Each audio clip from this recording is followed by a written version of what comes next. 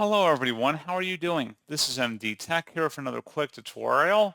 In today's tutorial, I'm going to show you guys how to install and set up your HP Envy 5000 series all-in-one printer on your Windows device. So this should hopefully be a pretty straightforward process here, guys. And without further ado, let's go ahead and jump right into it.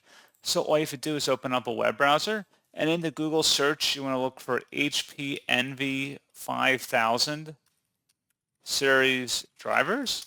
Best result, you come back with a support.hp.com webpage here that says HP Envy 5000 all-in-one printer series software.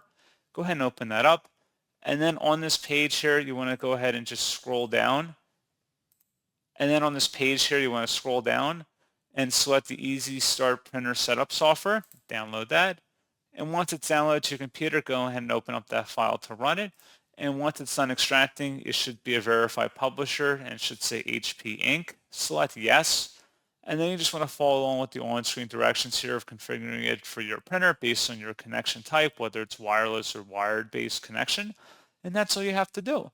So pretty straightforward process on that, guys. And as always, thank you for watching. I do hope that I was able to help you out, and I do look forward to catching you all in the next tutorial. Goodbye.